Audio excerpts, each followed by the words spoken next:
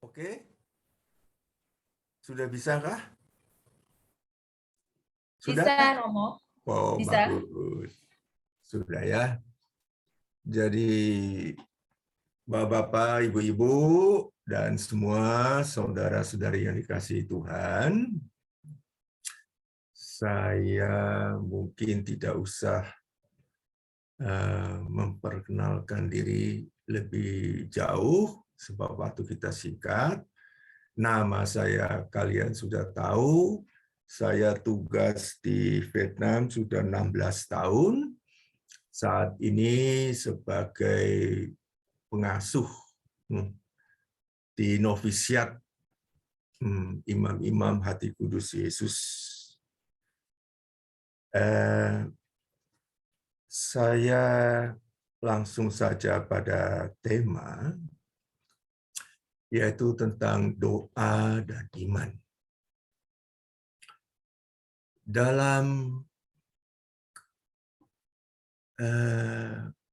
keutamaan dasariah Kristiani, itu secara umum ada beberapa topik, yaitu tentang iman, cinta kasih, puasa, doa, amal, pengharapan iman. Semua itu ada kaitannya satu dengan yang lain. Kita fokus pada tema doa dan iman. Tentu saja akan menyinggung juga topik lain hubungannya dengan doa dan iman, khususnya pengharapan iman, ketaatan iman, sesuai dengan kitab suci, khususnya Perjanjian Baru, Injil, dan surat-surat Paulus. Kita lihat berdasarkan pada pengalaman hidup kita setiap hari. Kita tentu biasa dengan berdoa. Dan doa kita itu jenisnya macam-macam. Tergantung kepada pengalaman hidup kita yang kita alami saat kita berdoa itu. Misalnya jika kita mengalami sukacita dan kebahagiaan, maka secara spontan kita bersyukur kepada Tuhan. Maka jenis doa kita adalah doa bersyukur kepada Tuhan. Terima kasih kepada Tuhan. Tuhan memberikan saya rezeki pada hari ini. Tuhan memberikan saya kenaikan pangkat dan lain sebagainya. Jika suasana batin atau suasana kehidupan pada saat itu adalah tantangan, banyak yang tidak suka dengan saya. Saya merasa menderita.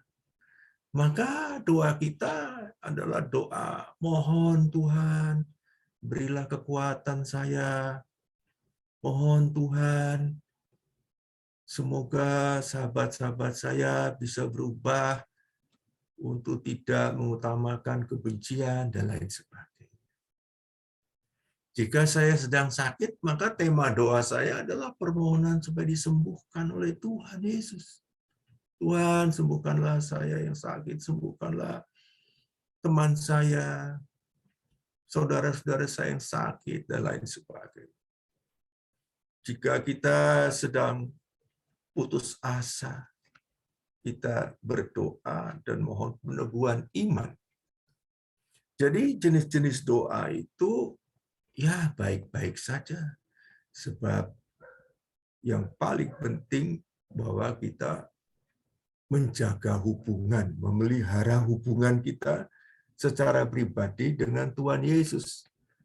Dan di sini kita bisa mengatakan bahwa semua doa, apapun jenisnya, itu dasarnya adalah iman. Dan kita sampai kepada suatu perenungan, kalau itu berdasarkan iman, lalu iman itu kan banyak aspeknya, banyak dimensi-dimensi iman. Kita kenal misalnya pengharapan iman. Maka di sana adalah iman berarti kita selalu mengharapkan Tuhan Yesus yang membantu kita, yang mengabulkan doa-doa kita. Kalau kita mendalami lagi aspek iman lain, misalnya adalah aspek ketaatan iman.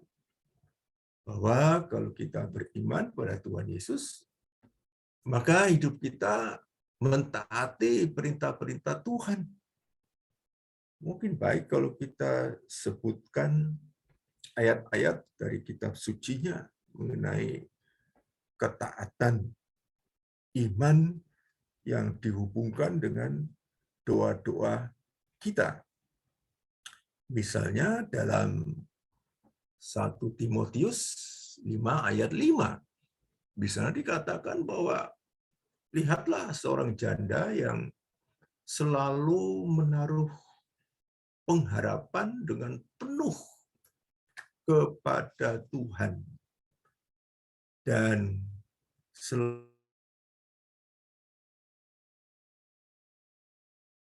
selalu siang dan malam. Nah, di sana kita melihat bahwa berdoa berarti kita hidup dalam pengharapan iman. Tuhan yang selalu memperhatikan kita, Tuhan yang memberikan kita suatu pelepasan, kebebasan dari penderitaan di dunia ini. Aspek iman yang lain adalah iman hubungan kita secara pribadi dengan Tuhan Yesus. Nah, dengan demikian kita sampai kepada ciri khas iman Kristiani kita. Bahwa sebetulnya Tuhan Yesuslah yang berdoa bagi kita di hadapan Allah Bapa. Dalam surat kepada Ibrani bab 5 ayat 7, di sana dikatakan bahwa Yesus berdoa dengan ratap dan tangis dan keluh kesah, mempersembahkan doa dan permohonan kepada Dia yang mampu menyelamatkan kita dari kematian. Jadi kita beriman, kita berdoa dalam Tuhan Yesus yang selalu berdoa bagi kita di hadapan Bapa. Dan di situ dikatakan dengan jelas bahwa Yesus berdoa dengan ratapan, dengan tangisan dan keluhan. Sebab Yesus yang mengalami kematian, mengalami ketakutan, keputusasaan, Dia membantu kita, umat beriman, untuk bebas dari kematian kekal itu. Itulah kita berdoa, Salam Maria, novena, dan lain sebagainya, supaya keselamatan jiwa-jiwa kita dan jiwa-jiwa sesama kita, semua itu di dalam doa-doa Tuhan Yesus. Kita bisa melihat dan merefleksikan bagaimana iman kita hidup dalam hidup setiap hari. Jadi iman bukanlah sesuatu yang teori belaka, tapi iman adalah suatu penghayatan hidup, suatu cara hidup di mana kita tidak bisa hidup tanpa iman dan tanpa doa.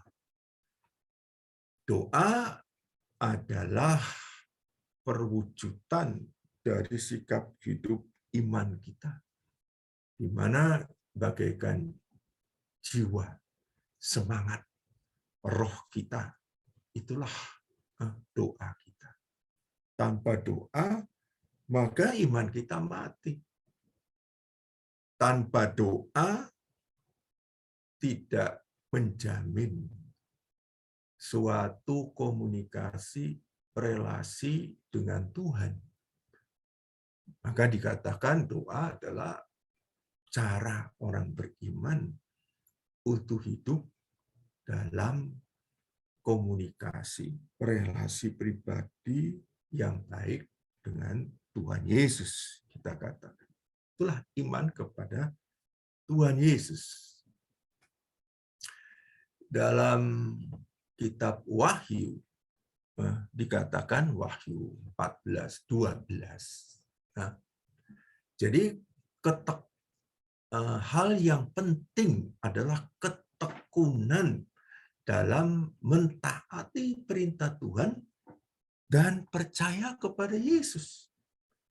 Jadi kita mentaati perintah Tuhan, perintah Allah Bapa, 10 perintah Allah, dan kita percaya kepada Tuhan Yesus. Itulah yang penting dalam hidup kita, dan itu terbawa dalam kehadapan keabadian Allah di surga. Dalam kitab Wahyu, penampakan kehidupan kaum beriman di hadapan Allah Bapa dan Yesus sebagai anak domba Allah yang dimuliakan dan berkuasa.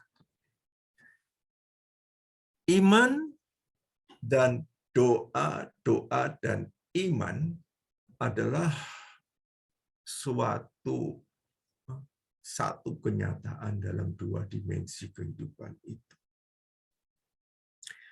Kita bisa lihat dimensi aspek lain dari iman adalah amal kasih, perbuatan baik.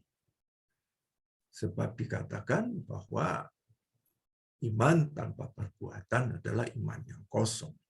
Yakobus 2 ayat 20. Dan dikatakan bahwa perbuatan itu mendampingi iman, bekerja sama dengan iman, menyempurnakan iman dalam perbuatan baik. Perbuatan baik kita wujudkan dengan kaki dan tangan dengan perbuatan, juga perbuatan baik kita wujudkan dalam berdoa supaya sesama kita bahagia di dunia dan di akhirat, supaya sesama kita yang meninggal pada hari ini masuk surga dan lain sebagainya. Itu ungkapan daripada sikap jiwa kita yang baik untuk sesama kita. Tapi kita bukanlah kita tidak bisa otomatis mengatakan itulah yang mutlak. Sebab yang mutlak dalam iman, yang mutlak dalam kitab suci adalah semua ajaran kitab suci itu harus dipenuhi, harus diambil, jangan hanya dipenggal-penggal. Kalau dipenggal-penggal, maka kita menjadi ekstrim. Sebab juga dikatakan dalam kitab suci, jika ada seseorang yang imannya sempurna, bisa memindahkan gunung. Jika tidak mempunyai kasih, maka dia sungguh tidak berguna. Nah, itu kita tahu dari 1 Korintus, bukan? Bab 13 ayat 2. Dengan demikian kita bisa melihat bahwa berdoa dan iman dan cinta kasih itu berhubungan satu sama lain. Di sanalah Bapak, Ibu, dan saudara-saudara yang dikasihi Tuhan, iman, doa, dan iman adalah sesuatu yang kita tekuni, namun kita mewaspadai. Baik doa maupun iman mesti mempunyai wujudnya yang konkret dalam hidup setiap hari. khususnya dalam sikap mencintai secara tulus sesama manusia, dan khususnya mencintai Tuhan Yesus. Mencintai Tuhan Yesus itu adalah fokus kehidupan seorang Kristiani. Sebab dengan mencintai Tuhan Yesus, kita mempunyai arah dan tujuan yang jelas. Mengapa kita mencintai sesama kita? Sebab kita hidup dalam cinta Tuhan, dalam roh Tuhan, dalam semangat Tuhan Yesus. Dan semangat Tuhan Yesus adalah keselamatan seluruh umat manusia. Kita dipanggil untuk beriman, berarti kita dipanggil untuk bersama-sama dengan Tuhan Yesus demi keselamatan seluruh umat manusia. Salah satu sikap yang konkret dan jelas bahwa kita berkehendak untuk bersama-sama dengan Tuhan Yesus melaksanakan karya penyelamatannya adalah kita berdoa. Kita mohon kepada Tuhan agar semangat Tuhan Yesus, jiwa Tuhan Yesus, itulah yang menuntun hidup kita, yang memberikan kita pencerahan, pengarahan, dan menguatkan kita dalam segala percobaan dan penderitaan. Sebab iman yang sejati adalah iman yang teguh, tetap beriman kepada Tuhan meskipun dalam penderitaan luar biasa. Penderitaan menyucikan iman, menguatkan iman, dan doa kita adalah ungkapan dari cinta kita kepada Tuhan dan sesama. Namun sekaligus kita menyadari sebagai ciptaan Tuhan, sebagai manusia normal, manusia lumrah, bukanlah apa yang kita katakan dalam doa kepada Tuhan itu yang paling penting. Tapi yang paling penting adalah apa yang dikatakan Tuhan kepada kita dalam doa. Maka doa bukan hanya sesuatu yang kita kehendaki, ingini, dan minati, tapi doa adalah kerinduan untuk mendengarkan sabda Tuhan, untuk dibimbing oleh Tuhan. Dan di sanalah kita bisa melihat bahwa segala macam penderitaan, segala macam percobaan hidup di dunia ini terjawabkan karena Tuhanlah yang akan menjelaskan makna segala penderitaan kita di dunia ini dalam segala dimensi kehidupan kita.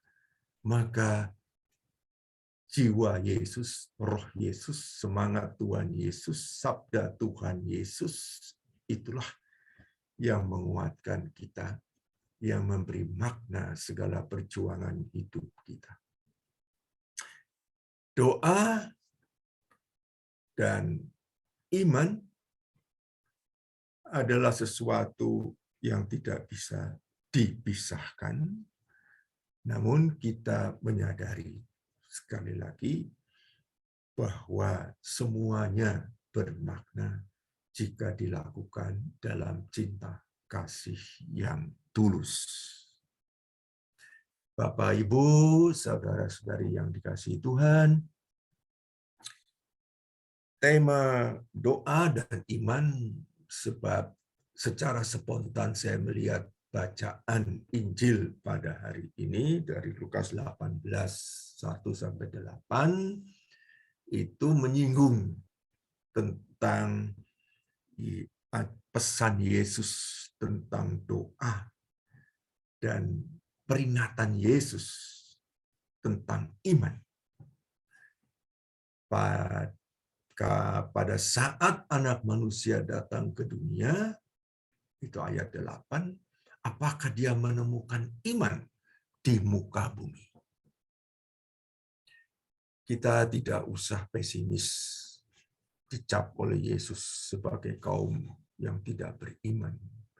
Sebab saat Yesus datang, saat anak manusia datang ke muka bumi, di sana akan ada penganiayaan yang luar biasa. Kemungkinan itu pada akhir zaman, kemungkinan juga kita sudah meninggal dunia, kita tidak mengalami. Pada saat itu penderitaan yang luar biasa. Kemungkinan sebagai makhluk manusiawi yang dari darah dan daging itu tidak mampu untuk mempertahankan imannya kalau tidak dibantu oleh Roh Kudus. Maka kita bisa mempunyai pengharapan iman.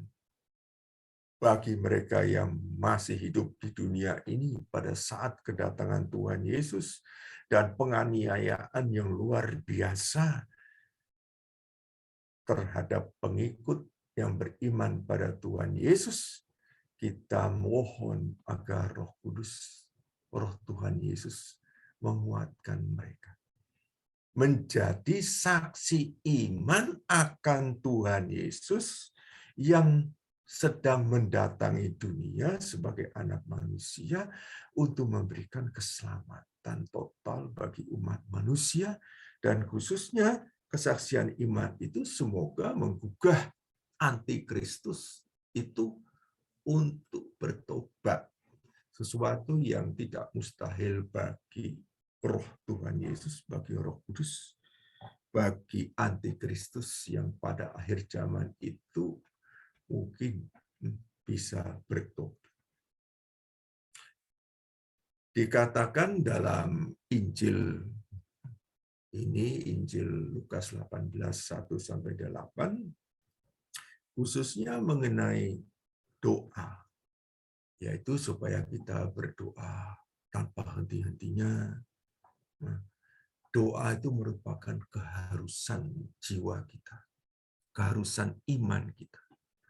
Kita berdoa tanpa henti-hentinya, dan memang dari pengalaman kita juga kita bisa menyadari kalau doa adalah suatu komunikasi dengan Tuhan Yesus, dan Tuhan Yesus adalah Roh Ilahi yang abadi, maka komunikasi doa pada intisarinya adalah komunikasi roh, komunikasi roh kita, jiwa kita dengan Roh Kudus bersama dengan Tuhan Yesus. Dengan demikian maka bisa dimengerti kalau Yesus mengatakan berdoalah tanpa jemu-jemunya, tanpa henti-hentinya, siang dan malam, sebab itu adalah komunikasi rohani, komunikasi spirit, di mana meskipun kita hidup, meskipun kita tidur, adalah roh kita selalu berjaga-jaga. Roh kita selalu bersyukur kepada Tuhan Yesus, dekat dengan Tuhan Yesus, hidup dalam Tuhan Yesus. Jadi itulah yang dihayati dalam para mistikus kita dalam gereja. Secara gereja kita tahu bahwa para mistik Kristiani itu hidup dalam doa yakulum, disebut yakulum, doa singkat roh yang menyapa roh Tuhan Yesus dalam hati kita, yang tanpa putus-putusnya, meskipun kita sedang tidur, sedang kerja, sedang makan, dan lain sebagainya.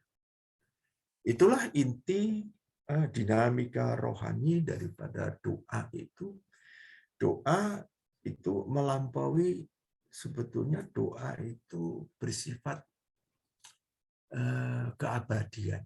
Sebab di sana adalah doa adalah suatu kebersatuan roh antara roh kaum beriman dengan Tuhan Yesus, dan puncaknya adalah kehidupan kekal kehidupan abadi.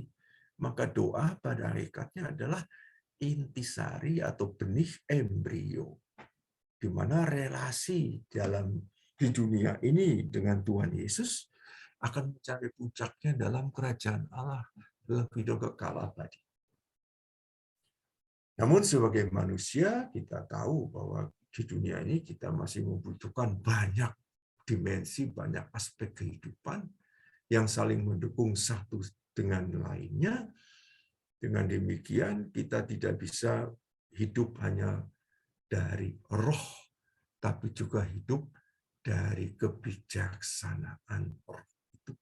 Dan kebijaksanaan roh itu nyata berwujud di dalam tingkah laku, usaha, perjuangan, dimensi jasmani, psikologi, intelektual kita, di mana kita melihat hubungan satu sama lain. Dengan beriman dan berdoa yang tekun, maka seluruh dimensi kehidupan kita juga ikut disucikan, dimurnikan, dan dipersembahkan kepada Tuhan Yesus sebagai persembahan yang hidup. Seperti halnya Santo Paulus mengatakan dalam surat kepada Romawi bab 12 ayat 2, hendaklah kamu mempersembahkan hidupmu sebagai persembahan hidup yang mewangi, yang berkenan dan menyenangkan hati Tuhan. Kita melihat bahwa di sini suatu hubungan satu sama lain merupakan kekayaan, tapi juga menyadari kita bahwa begitu pentingnya segala aspek kehidupan itu dipelihara dalam iman dan doa kita. Bapak, Ibu, dan saudara-saudari yang dikasihi Tuhan, saya lihat sudah jam 8.40. Apakah ini sudah melampaui batas atau mau dilanjutkan? Dipersilakan Romo Halim jika mau melanjutkan. Saya masih punya satu poin, tapi ini mungkin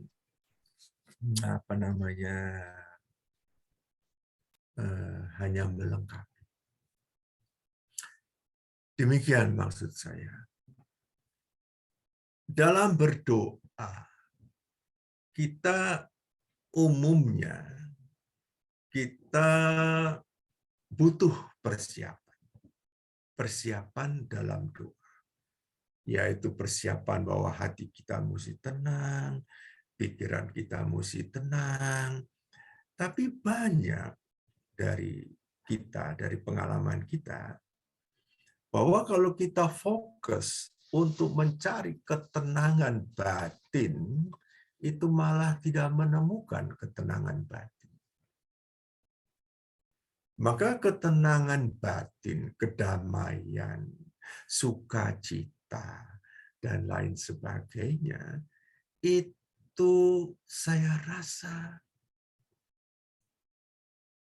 titik pangkalnya bukan saya mau mencapai, mau mendapatkan, tetapi titik pangkalnya adalah apakah saya bersedia, apakah saya mau untuk menciptakan dan memberikan ketenangan batin bagi sesama kita.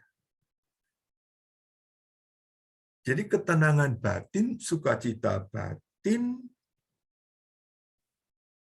dalam berdoa itu otomatis merupakan karunia Tuhan kalau kita berdoa dengan tulus hati, berusaha untuk memberikan kedamaian bagi sesama kita, berusaha untuk memberikan cinta kasih yang tulus kepada sesama kita, berusaha untuk mengerti sesama kita.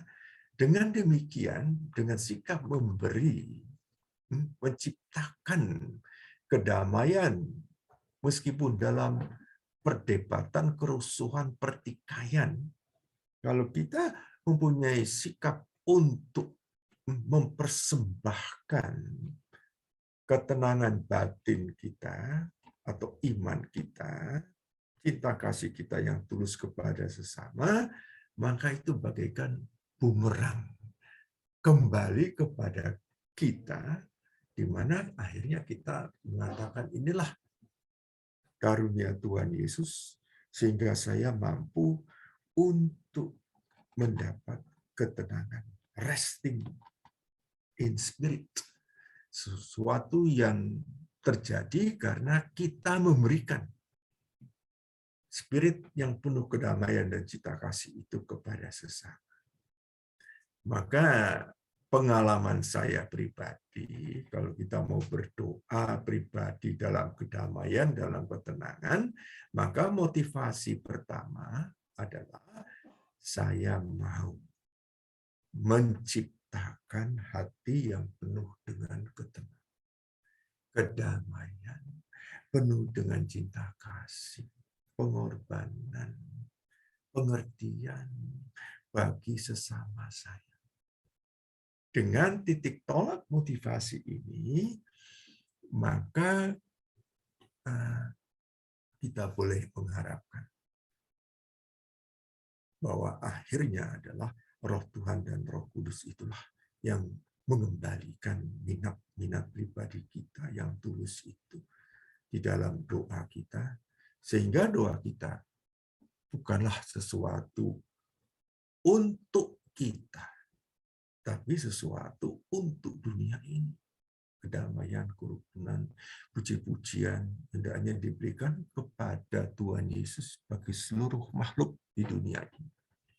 Para suci kita lihat seperti halnya Santo Fransiskus itu mengajak bukan hanya manusia tapi juga hewan-hewan, burung-burung, ikan-ikan untuk memuji Tuhan. Segala alat ciptaan juga diajak untuk memuji Tuhan. Dengan demikian, kita semakin menyadari betapa kita ini dikaruniai Tuhan secara luar biasa untuk menjadi kekuatan rohani dalam Roh Kudus untuk mengundang segala ciptaan, manusiawi, hewan, alam semesta untuk memuji-muji Tuhan. Inilah tambahan saya, dan semoga renungan kita menguatkan iman, menguatkan cinta kasih kita kepada Tuhan Yesus, nomor satu, kepada Tuhan Yesus. Dan dengan mencintai Tuhan Yesus, hidup dalam cinta Tuhan Yesus, kita mencintai sesama, sehingga kita mampu untuk menjadi saksi iman yang sejati. Amin. Terima kasih Bapak Ibu, saudara-saudari sekalian.